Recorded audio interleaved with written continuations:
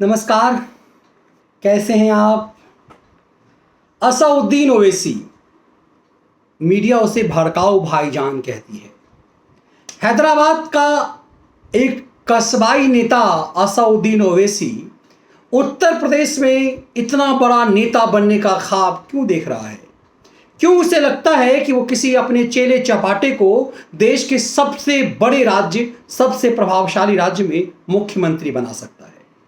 क्यों असउद्दीन ओवैसी ने सीधे हमला अखिलेश यादव, मुलायम सिंह यादव और पूरी यादव जाति पर की? क्यों असउद्दीन ओवैसी ने इतने जहरीले बोल बोले और ये कहा कि ये 11% वाला ये एक यादव यदि राज्य का मुख्यमंत्री बन सकता है तो 19%, 20% आबादी वाला मुसलमान उत्तर प्रदेश का मुख्यमंत्री क्यों नहीं बन सकता? एकाएक असउद्दीन ओवैसी पर को उत्तर प्रदेश से इतनी उम्मीद क्यों जगी है कि वो भड़काऊ भाईजान से जहरीला भाईजान बन गया? तो योगी आदित्यनाथ ने उस असउद्दीन ओवैसी पर मुकदमा ठोक दिया। जी हां, उत्तर प्रदेश में बाराबंकी में ओवैसी के खिलाफ कई धाराओं में मुकदमा दर्ज किया गया। डीएम ने स्वयं कोविड उल्लंघन के मामले में उसके खिलाफ मुकदमा दर्ज किया। असउद्दीन ओवैसी के जहरीले बोल की सीमा यहां तक बढ़ी कि उन्होंने प्रधानमंत्री नरेंद्र मोदी पर, उनकी पत्नी, प्रधानमंत्री नरेंद्र मोदी की पत्नी पर सीधा गैर जिम्मेदाराना बयान दिया। योगी आदित्यनाथ के खिलाफ जहरीले बोल बोले। इन सब के उसके खिलाफ 153A के तहत मुकदमा दर्ज हुआ।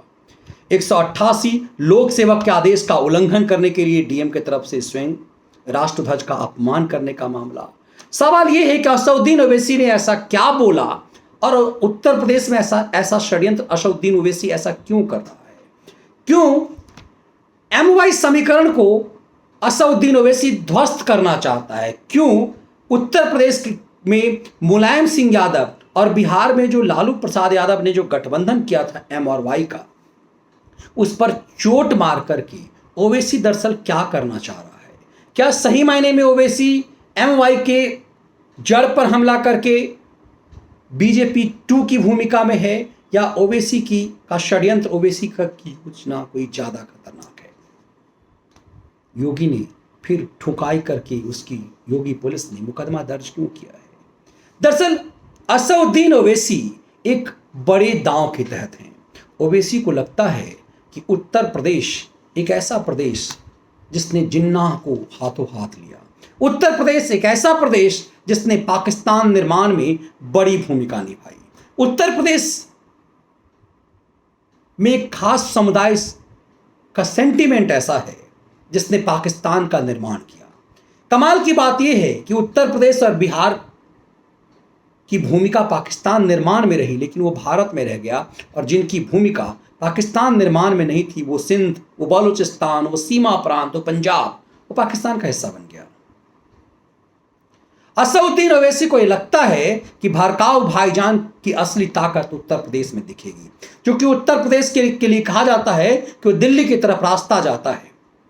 उत्तर प्रदेश जो कि देश का सबसे प्रभावशाली राज्य है, इसीलिए असउद्दीन ओवैसी ये दांव खेल रहे हैं और वो MY के बदले मीम भीम के साथ ये दांव चलना चाह रहे हैं। इसीलिए ओवैसी ने ऐसे भड़काऊ बयान देकर अपना कद को बड़ा किया। लेकिन योगी आदित्यनाथ ने उसके खिलाफ मुकदमा दर्ज करके क्या संदेश दिया? योगी आदित्यनाथ की पुलिस ने यह संदेश दिया कि यहां पर झूठ, फरेब और दंगाई के लोगों के लिए कोई भूमिका नहीं है। बाराबंकी में एक मस्जिद जिसे झूठ बोलकर ओवैसी ने कहा कि 100 साल पुरानी मस्जिद है। ओवैसी भूल गया कि इसी जहरीले बयान के कारण, इसी पर जहरीले स्टोरी और झूठ के स्टोरी के कारण वायर जैसी वेब लड़ाके के खिलाफ FIR दर्ज हुई। इसके पत्रकारों के खिलाफ मुकदमा हुआ जो सुप्रीम कोर्ट में, जिसके खिलाफ कंप्लेंट किया गया। सुप्रीम कोर्ट ने इसे यूपी के हाई कोर्ट के पास कहा कि वहां जाओ और तुम्हें हम विशेष अहमियत क्यों देंगे। दरअसल बाराबंकी में एक मस्जिद अवैध निर्माण के तहत बनी थी और हाईकोर्ट के निर्देश पर क्योंकि सुप्रीम कोर्ट का रूल है कि सरकारी ज़मीन पर, पब्लिक प्लेस पर कोई भी धार्मिक स्थल है तो उसे तोड़ दिया जाना चाहिए। 17 मई को एक मस्जिद को जो गैर कानूनी तरीके से गलत जगह बनी थी, बाराबंकी प्रशासन ने उसे वहाँ से हटा दिया। वायर जैसी वेब लड़ाके ने एक स्टोरी वहाँ से की, जहरीली स्टोरी थी वो, जिसे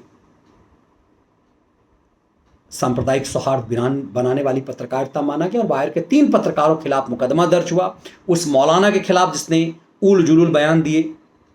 अब यदि ओवैसी को खिलाफ मुकदमा दर्ज नहीं होता तो वायर, टायर, फायर इस तरह की जो संस्था है जिसने एक फर्जी स्टोरी करके उस मस्जिद को स्थापित मस्जिद बताने की कोशिश की, उनको जमानत का आधार बन जाता। इसीलिए ओवैसी जैसे पॉलिटिकल बयान देने वालों के खिलाफ मुकदमा हुआ। और अब यदि सख्ती उस तरह की पत्रकारिता और मौलाना पर होगी तो ओवैसी के खिलाफ भी होगी। दरअसल ओवैसी ने उस मस्जिद को जो गैर कानूनी तरीके से बनी उसे 100 साल पश्चिम मस्जिद बनाकर कहा कि यहां से जो अजान पड़ता है, योगी आदित्यनाथ के कान में वो अजान चोट पहुंचता है, इसीलिए अजान से नफरत करने वाले ही योगी आदित्यनाथ। एक खास समुदाय को योगी उत्तर प्रदेश के सीएम के खिलाफ भड़काया, जो सीएम जनहित के काम में लगा हुआ है, जो सीएम सभी धर्म के साथ, सभी मजहब के साथ, सभी जाति के साथ हमेशा कहता है कि विकास का कार्य सबके लिए। यदि सड़कें बन रही है, बिजली यदि घर घर पहुंच रहा है, शौचालय यदि घर घर पहुंच रहा है, तो ये सबके लिए होता है, ये किसी खास समुदाय के लिए नहीं है। ये बयान देकर के योगी आदित्यनाथ लगातार ये कहने की कोशिश करते हैं कि उनका उद्देश्य उत्तर प्रदेश के 23 करोड़ लोगों के लिए है, उनकी हर योजना। लेकिन ओवैसी वहाँ चोट मार रहे हैं। ओवैसी ने ये कहा कि इस देश का प्रधानमंत्री मुसलमानों के खिलाफ है। ये साफ दिखता है कि मुस्लिम महिलाओं की वो गैर वाजिब चिंता करता है, लेकिन अपनी ही पत्नी के साथ अन्याय करता है। ये बात सीधे तौर पर उन्होंने प्रधानमंत्री मोदी और उनकी पत्नी पर एक अपमानजनक चोट पहुंचाई। इन सब के तहत उसके खिलाफ मुकदमा दर्ज किया गया है। अब इस बात को समझना होगा कि आखिर हैदराबाद का एक कस्बाई नेता एकाएक उत्तर भारत में, बिहार, यूपी में इतना बड़ा नेता कैसे बन जाता है। बंगाल में उसे रिजेक्ट कर दिया गया, लेकिन बिहार में उसका एक सांसद जीत करके आ गया। अब उत्तर प्रदेश में उससे इतनी उम्मीद क्यों है? इतनी उम्मीद कि वो जहरीला भड़काऊ भाईजान अब जहरीला भाईजान बन गया है, और मुस्लिम यादव का जो गठजोड़ उत्तर प्रदेश में रहा है उसको तोड़ने का उद्देश्य क्या है? वो मुसलमानों में अलग अलग जातियों की बात नहीं करता, वो पसबंदाओं की बात नहीं करता, वो अंसारियों की बात नहीं करता, वो शिया और सुन्नी की बात नहीं करता, लेकिन सनातनी समाज में विभाजन रेखा खींचता है। वो दलितों की बात करता है, मुस्लिम और दलित की गठजोड़ बनाता है, जो खेल जिन्नाह ने 1947 में किया था। तब आपको समझ में आएगा कि दरअसल उत्तर प्रदेश में ओवैसी का असली खेल क्या है और उस खेल के खात्मा के लिए योगी का एजेंडा क्या है।